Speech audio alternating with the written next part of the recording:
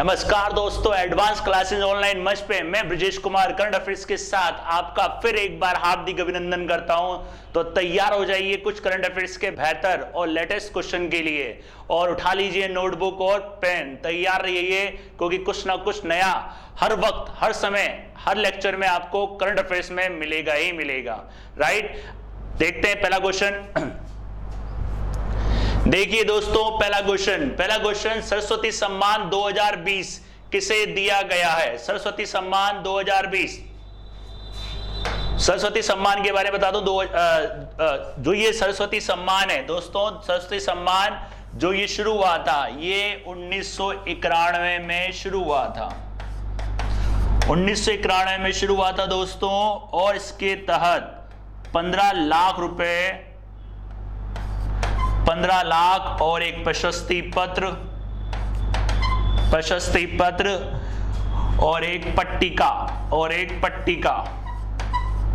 दी जाती है, याद रखिएगा। और ये दिया जाता है लेखक में या फिर उपन्यास में,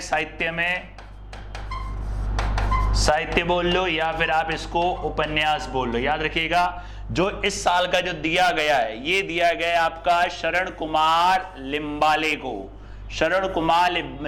को दिया गया है इस साल का ये पुरस्कार। शरण कुमार लिम्बाले, इनकी पुस्तक है जिनका नाम है सनातन। इनकी पुस्तक है दोस्तों, उस पुस्तक का नाम है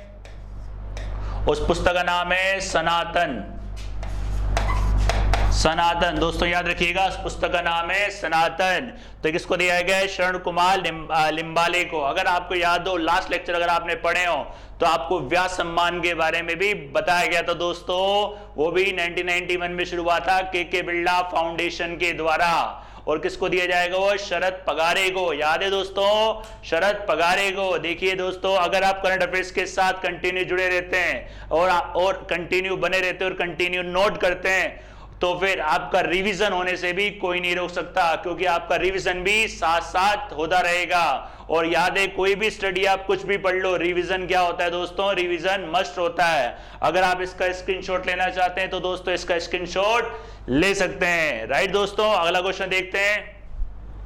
देखिए अगला क्वेश्चन देखिए, international transgender day of visibility कब मनाया जाता है? International transgender day of visibility day कब मनाया जाता है? देखिए दोस्तों, ये कब मनाया जाता है? 31 मार्च को, याद रखिएगा। ये मनाया जाता है 31 मार्च को, जैसे कि आप यहाँ पे देख रहे हैं 31 मार्च को। ये किस लिए मनाया जाता है? जो ट्रांसजेंडर होते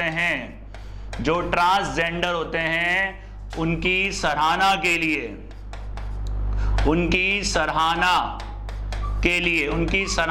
लिए और जो भी वो काम करते हैं उनके सबके साथ उनके प्रति भेदभाव जागरूक करने के लिए, उनके प्रति जो भेदभाव करते हैं उसमें जागरूकता के लिए, भेदभाव करते हैं तो उसके प्रति जागरूक करने के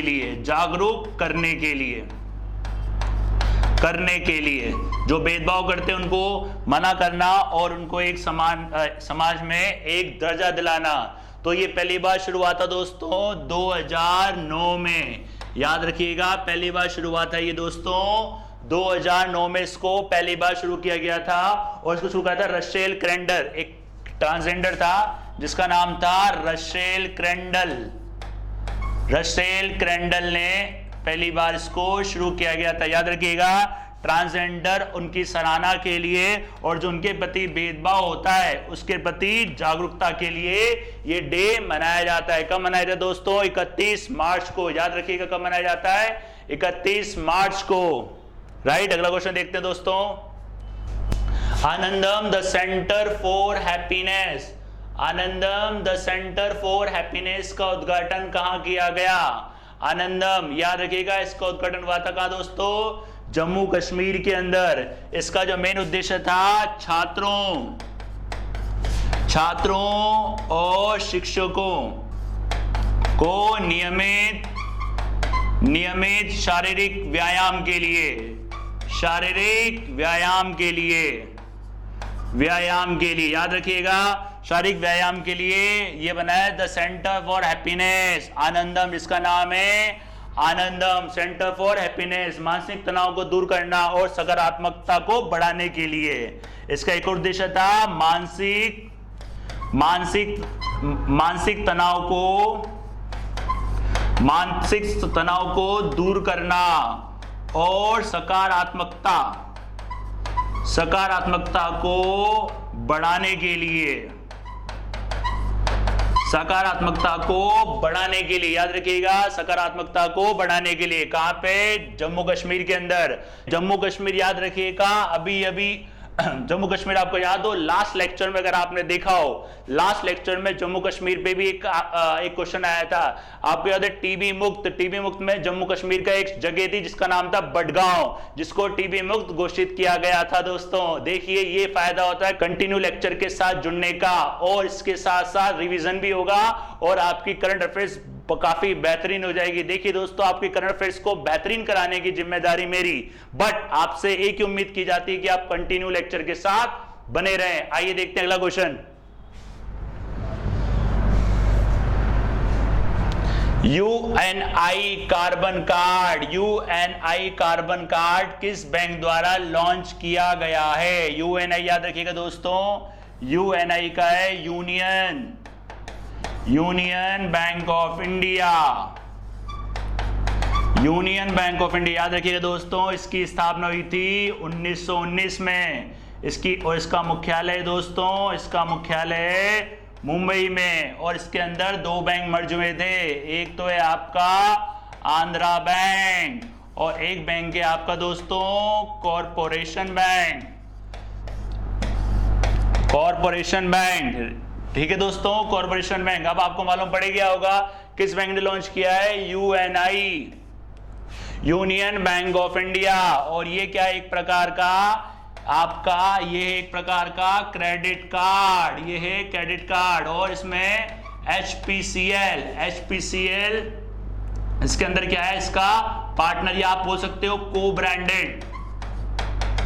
को ब्रांडेड जो है वो है HPCL, जैसे कि यहाँ पे आप देख सकते हैं HPCL का लोगो है। और ये जो कार्ड है दोस्तों, ये कार्ड है आपका रुपे कार्ड, ये कार्ड याद रखिएगा दोस्तों, ये है आपका रुपे कार्ड, ये कार्ड है आपका रुपे कार्ड, याद रखिएगा दोस्तों, रुपे कार्ड कौन सा है? यूएनआई मतलब यूनियन बैंक ऑफ इंडिया। इसकी स्थापना हुई थी दोस्तों 1919 में, और इसका मुख्यालय है मुंबई में। याद रखिएगा, सब ब्रांडेड को ब्रांडेड जो है इसके अंदर वो है आपका HPCL, Hindustan petroleum corporation limited, और आंध्रा बैंक और कॉर्पोरेशन बैंक का इसके अंदर विलय हो गया था। याद रखिएगा, इसका विलय हो गया था।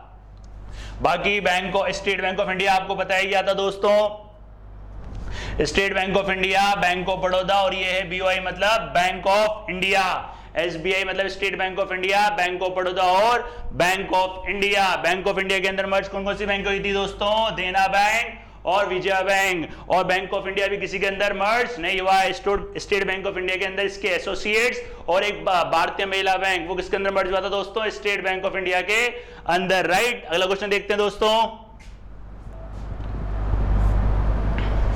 अगला क्वेश्चन देखिए, हाल ही में Bharat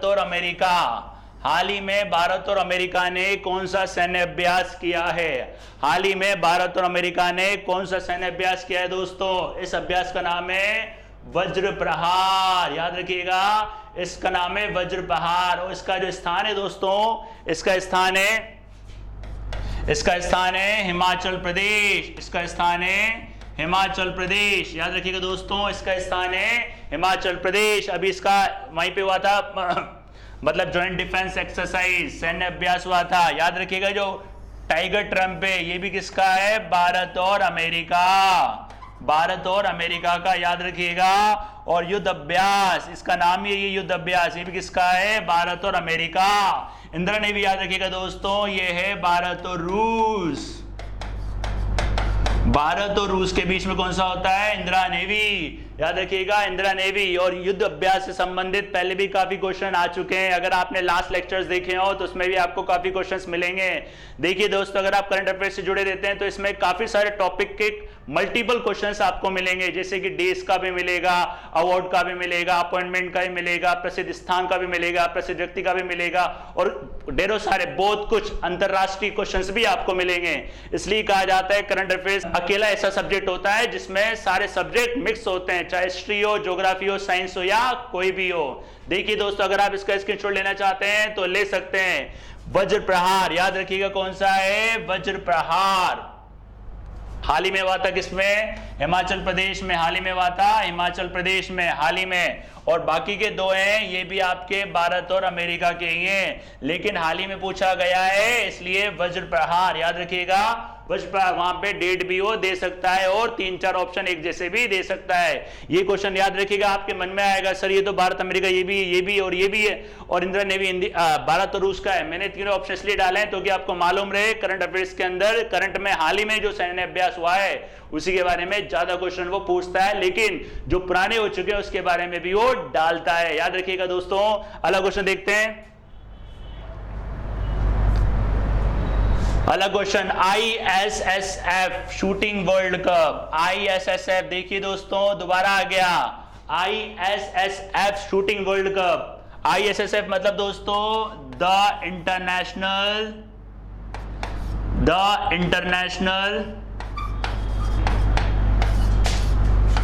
international shooting sports federation.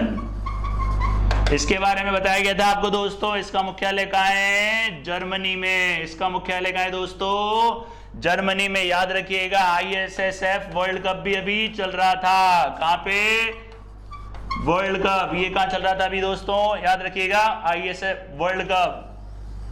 ये अभी कहाँ चल रहा था आपका, दिल्ली के अंदर आपका चल रहा था। और इसमें सर्वाधिक जो गोल्ड मेडल हैं दोस्तों वो जीते हैं किसने, भारत ने। याद रखिएगा, बता देता हूं आपको, जो इन्होंने गोल्ड जीते हैं दोस्तों वो गोल्ड हैं 15,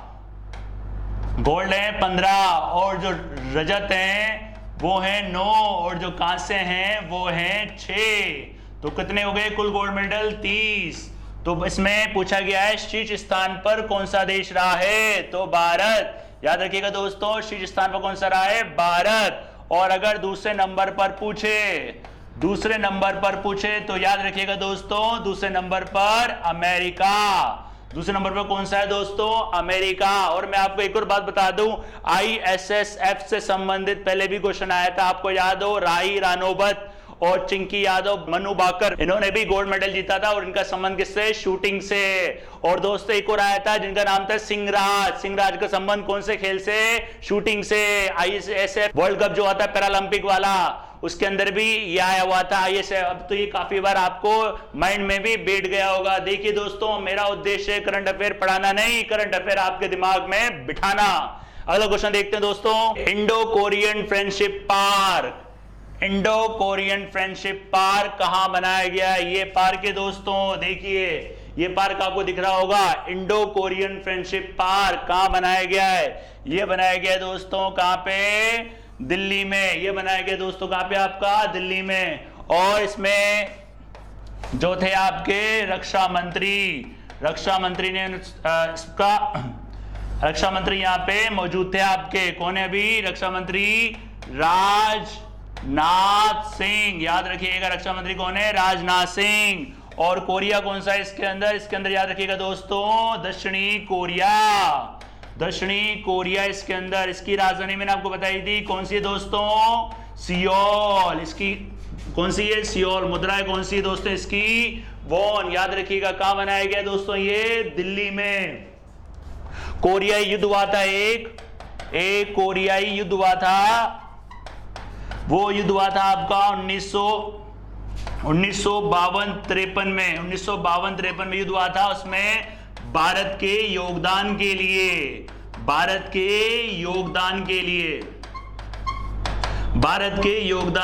ये बनाया गया है। याद रखिएगा दोस्तों, इंडो कोरियन फ्रेंडशिप पार्क कहां बनाया गया है? यह बनाया गया है आपका दिल्ली में। याद रखिएगा 52-53 50 से स्टार्ट हुआ था, वैसे तो ये 52-53 कहीं आपको इसमें 50 से मिलेगा। तो ये भारत के योगदान के लिए बनाया गया आपका, कहां पे? दिल्ली के अंदर।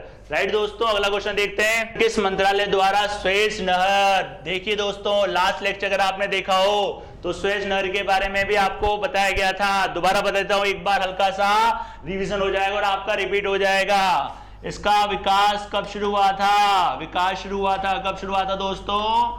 1859 में। और जो ये तैयार हुआ था दोस्तों, कब हुआ था? 1869 में। और इसका राष्ट्रीयकरण याद रखिएगा दोस्तों, राष्ट्रीयकरण हुआ था कब? 1956 में। किसके द्वारा किया गया था राष्ट्रीयकरण?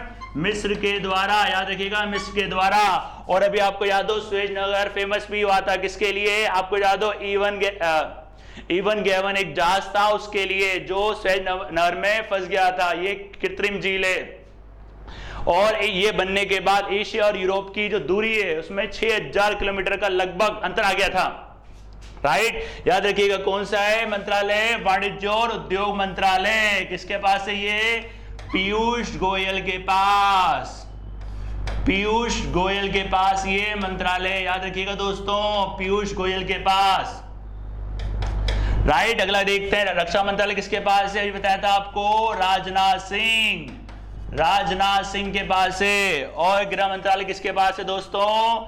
ये है आपका अमित शाह के पास, अमित शाह। और अगर सूचना मंत्रालय की बात करें किसके पास है? रविशंकर प्रसाद के पास, रविशंकर प्रसाद। याद रखिएगा दोस्तों स्वेज नहर। अगला क्वेश्चन देखते हैं दोस्तों, किसे स्कोप की नई अध्यक्ष बनाया गया है? Standing conference of public enterprises. याद रखिएगा जो इसका मुख्यालय है दोस्तों, इसका मुख्यालय दिल्ली में। संस्था का मुख्यालय किसमें? दिल्ली में। याद रखिएगा। का नया अध्यक्ष किसे बनाया गया है? का नई अध्यक्ष किसे बनाया गया? इनका नाम है सोमा मंडल। सोमा मंडल कौन है? ये आपकी सेल की अध्यक्ष है। सेल हो गया आपका स्टील अथॉरिटी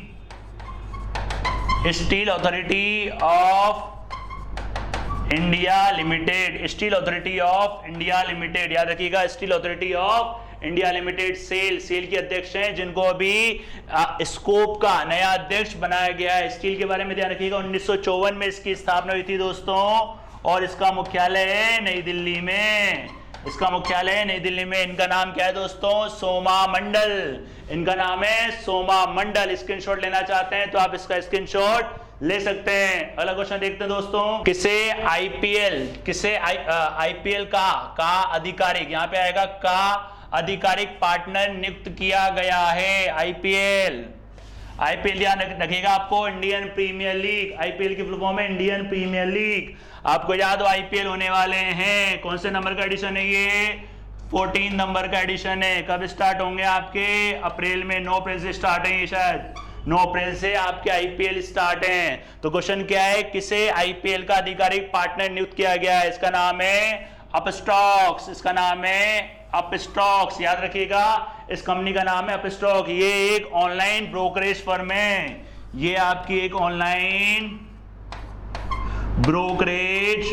ब्रोकरेज फर्म है। याद रखिएगा दोस्तों, ये आपकी एक ऑनलाइन ब्रोकरेज फर्म है। कौन सी है? अपस्टॉक्स। और ध्यान रखिएगा जो आईपीएल है इसको मॉनिटर कौन करता है? बीसीसीआई, बोर्ड ऑफ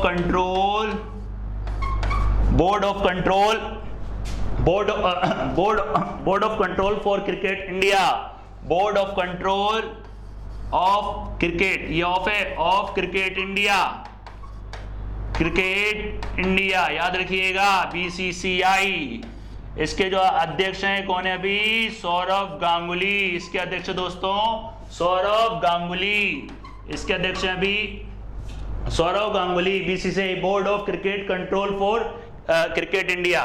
सॉरी यहाँ पे आएगा 4, यहाँ पे आएगा दोस्तों 4।